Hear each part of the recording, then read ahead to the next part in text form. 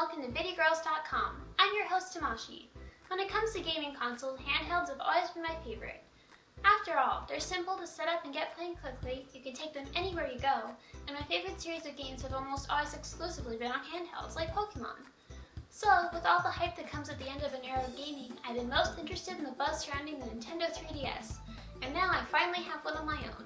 So today, I'm just going to give you a brief overview of my personal first impressions of the console, as well as my hopes for what's in store in the next generation of Pokemon games. Let's get a little explanation out of the way first. Many people are confused about what the 3DS actually is because of its similar name and look to the DS. The 3DS is not a new revamp of the DS, like what the DSi or DS Lite were. Instead, it's an entirely new console. Only the 3DS can play 3DS games, and as you can see, the cartridges are shaped slightly differently than regular DS games. It is, however, backwards compatible with all regular DS games. Just keep in mind though, you won't be able to play 3DS games on your DS Lite or DSi, or whatever kind of DS you have. So if you want to play 3DS games, you'll need to get a 3DS. Now that we're all on the same page, I need to address the namesake feature of the 3DS, the 3D. Obviously, I can't show you how it looks on camera, but I can describe the effect. When you go to see a movie in 3D, usually the 3D makes it seem like things are coming out of the screen at you, sort of like a pop-up book. With the 3DS, however, it's more like you're looking into a room, and the higher you turn up the 3D slider, the deeper the 3D effect gets. A little disappointing, wouldn't you say? Though there are no 3D glasses required, to get the 3D to work, you have to stare at the screen from just the right angle. Pretty much dead on, and on a portable screen, one that would be moving around a lot, it's a little difficult to keep in focus. On top of that, when there's dust on the screen, which there always is because it's made out of that stupid glossy plastic that all electronics are made out of these days, it's really distracting and sort of ruins the effect. The biggest disappointment though, is that so far it seems like the 3D really doesn't add anything to the games, though I've heard the new Super Mario Bros. 3D Land has some 3D specific features. In the one game I do have, the new $10 plus Cats, the 3D adds nothing. I really wanted to have my virtual kitty jump out of the screen and sleep in my lap, but sadly that isn't going to happen. The feature I found way more interesting was the built-in camera's functionality. It's a lot like the Game Boy camera, and it comes with a preloaded minigame where you shoot your own head. Where have I seen this before, The biggest difference though, is that this camera can interact with augmented reality cards, or AR cards for short. These cards allow the games to interact with your actual surroundings, and it's frickin' amazing! You put the AR card down and then point the 3DS's camera at it, and all of a sudden a dragon is ripping a hole through your table and trying to attack you. I've only unlocked a few minigames so far, but at least Nintendo doesn't make you pay real money for them.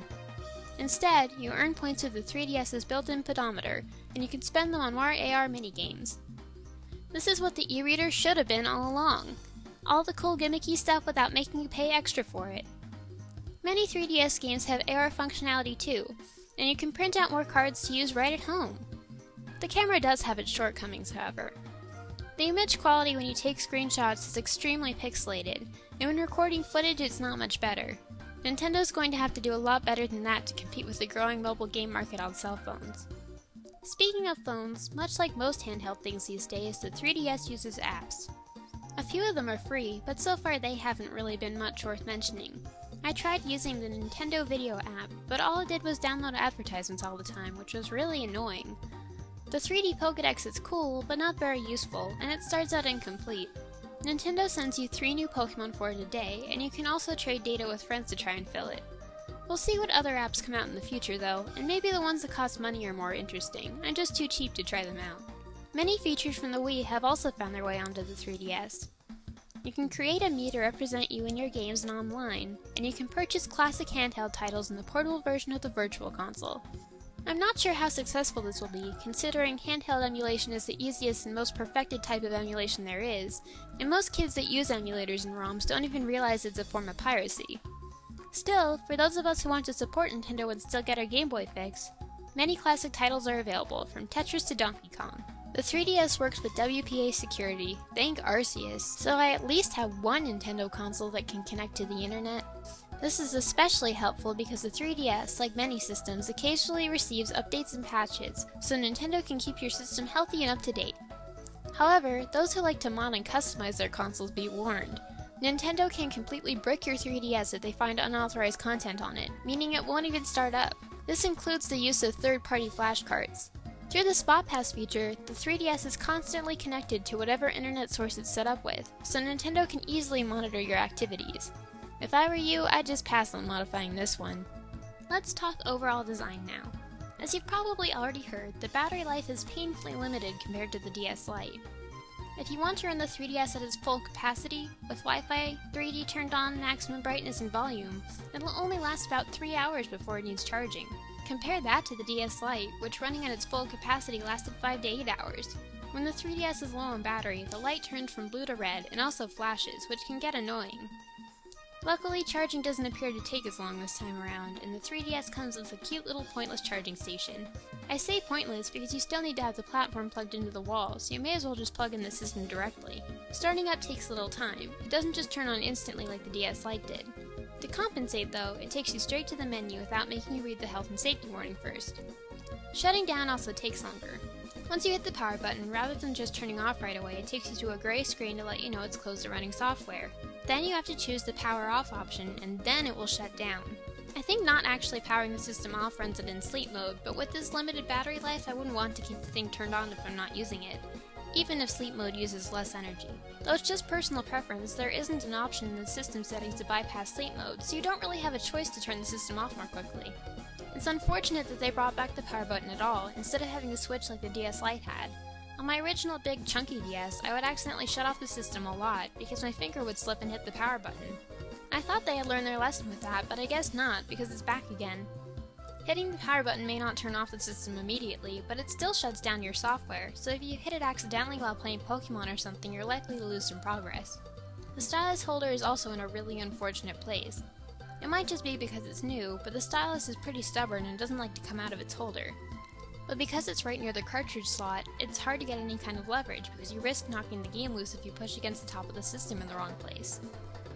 That said, I really only suggest getting it now if you really need to play ports of old N64 games. Otherwise, definitely bide your time and see what games you'd like to play for it before you get it. They're still releasing regular DS games at this point too, which shows a serious lack of support from developers. Even the next Pokemon games have been announced as regular DS games instead of 3DS exclusives. I'd also wait and see if an improved version, like what the DS Lite was to the original DS, comes out. It may fix some of the issues with the camera's poor quality and short battery life, and the mind-boggling placement of the power button. At this point, Nintendo claims they're not going to release another version, but I bet they'll take the plunge. After all, they're selling the 3DS at a loss right now, and the way they got people to finally buy the first DS was by releasing the Lite, so it wouldn't be surprising if the 3DS followed suit. So now that you've seen what this thing can do, what cool ways could future Pokemon games utilize its features? Well, strictly hypothetically speaking, it would be extremely cool to have Pokemon battles with AR cards. Can you imagine how awesome it would be to have a 3D Pikachu hopping around your house? I also hope the next Pokemon generation is entirely in 3D, as opposed to this 2D 3D hybrid. I know a lot of people will disagree with me here, but Pokemon was only 2D for so long because that was really all handhelds could do well. Now that they're so much more graphically advanced, I'd love to see it go the way of Dragon Quest IX in terms of art style. That's really the only way a customizable Pokemon trainer would be possible, because you can't program a lot of different outfits for a 2D sprite like you can a 3D one. I've always wanted to be able to design my own trainer in a main Pokemon game, and I'd love to see it finally happen.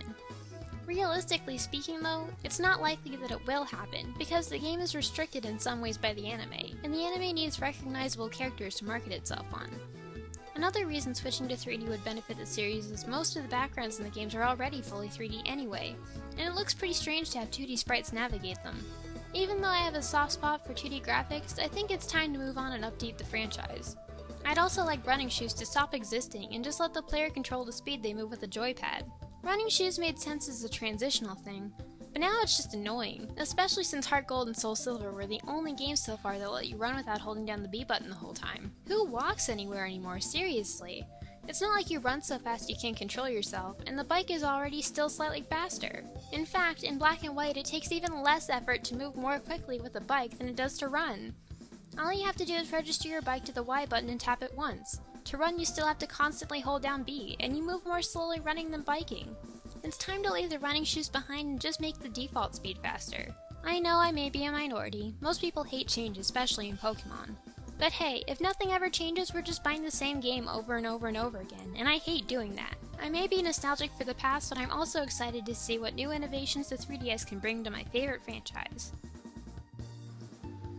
Anyway, that's just my 2 cents on the 3DS and what might be in store with the next generation of Pokemon games. Was there anything else you wanted to know about the 3DS that I didn't get to in this video? Want to share your ideas of what might be in store for the next generation of games? Feel free to leave a comment below. I'm happy to answer any questions you might have about the 3DS, and I'd love to hear your ideas. I'm Tamashii, and keep watching Videogirls.com for more reviews. See ya!